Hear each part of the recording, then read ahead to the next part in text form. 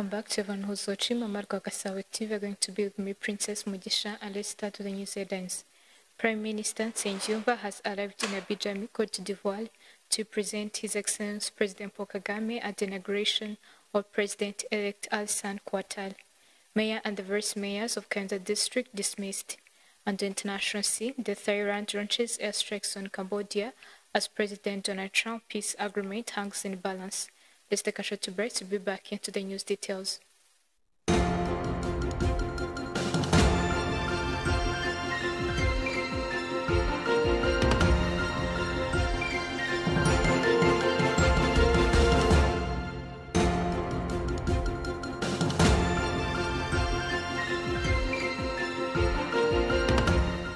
Let's start our news in Rwanda, where Prime Minister Nsengiyumva has arrived in Abidjan, Cote d'Ivoire, to present His Excellency President Paul Kagame at the inauguration of President-elect Alassane Ouattara. He is received upon arrival by his counterpart, Robert. Turning to our next story, the Rwanda Defense Forces yesterday joined residents from all districts, Kigali City, in the end of the year Car-Free Day sports event. During the event, an awareness campaign was conducted on the critical social issues, including the gender-based violence and human trafficking, as well as the efforts to prevent HIV. Honorable Minister of Justice, Attorney General Dr. Emmanuel Ugirashebuja, reminded participants that no one should suspect of the GB and warned that human trafficking remains a persistent challenge with the cases of organ harvesting on the rise. He reiterated the robust measures must be taken to combat the GBV and human trafficking offenses by alerting the authorities at the earliest opportunity. The event featured a range of sporting activities along with the disease testing services, including the HIV, blood pressure, and hypothesis checks. Assessments all made at promoting cultural awareness and community participation. Authorities took the opportunity to wish the citizens a Merry Christmas and a Happy New Year, emphasizing the importance of safety and the security during the festive period.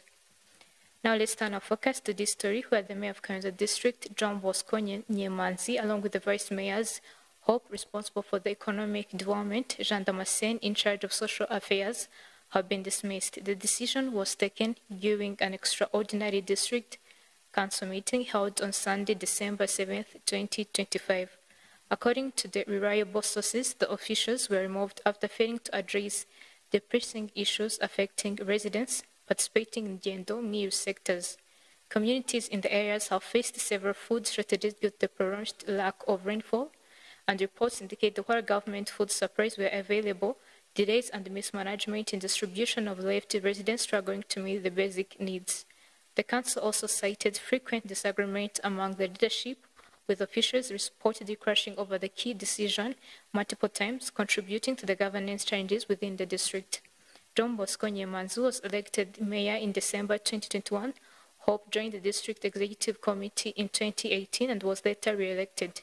Jean Damascene Harerimana was elected the vice mayor in 2016 and re-elected in 2021. Kayonza district has faced ongoing challenges related to the drought, despite the implementation of the major irrigation projects, including the key WP1 and many others, with the investment totaling over 100 billion Rwanda francs. However, residents in the Gendo and Miru continue to experience hardship each year, prompting repeated complaints. Credit with the story from Igihe.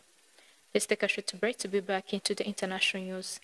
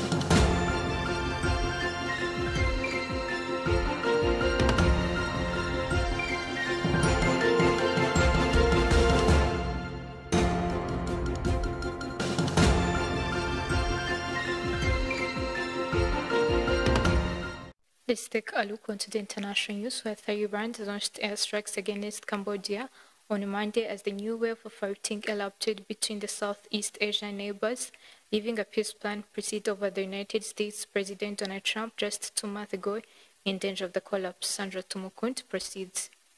Let's start our international news in Africa. Benin's President Patrice Talon has thanked the army leaders for helping to defeat an attempted military coup in the West African nation. He also vowed that the mutineers would be punished. On Sunday morning, a group of soldiers calling themselves the Military Committee for the Foundation took over state television and announced that the government had been dissolved. Just hours later, the Minister of Interior said the takeover attempt has been foiled. Talon also expressed his condolences to the victims of this senseless adventure. He lifted to those still being held by the freeing mutineers and said everything will be done to find them safe and sound. He did not provide figures on casualties or hostages. 13 soldiers have been arrested according to local media, but it is unclear whether the coup leader, Lieutenant Colonel Pascal Tigri, was among them. Gunfire was heard and soldiers were seen patrolling in some location in the capital Cotonou, but the city has been relatively calm since the coup attempt was announced. The signal to the state television and public radio, which was cut off, was later restored. Turning to our next story,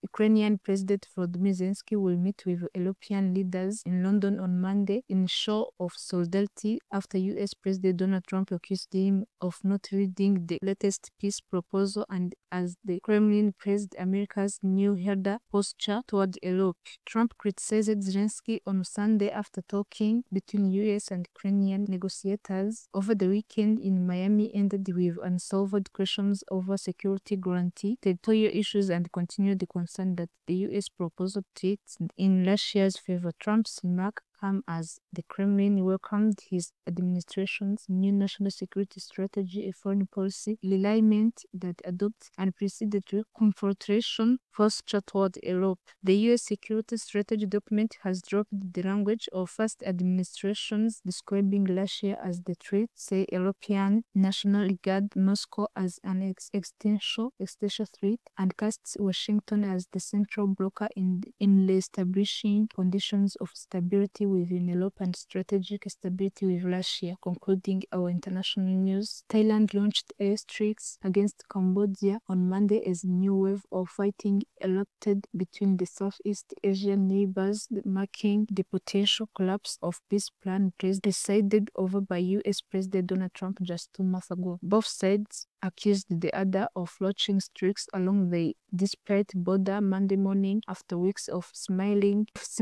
tension and the earlier suspension of progress on the ceasefire agreement by Thailand. The Thai Army spokesman Major General Wathani Suvari said that the airstrikes targeted Cambodia military infrastructure and were retaliation for an attack early on Monday that killed a Thai soldier. Cambodia began targeting the Thai border at around 3 a.m. local time on Monday, as Thai Army said in a statement. In a separate statement, the Lao Thai Air Force said Cambodia had mobilized heavy weaponry reposition combat unit and prepared fire support element activities that could escalate military operations and pose a threat to the Thai border area. Cambodia's Ministry of National Defense denied the RTF allegations, calling it a false information in a statement on X. This is the end of our international news. My name is Tunkude Sandra. This is Mama Orgwagasabo TV.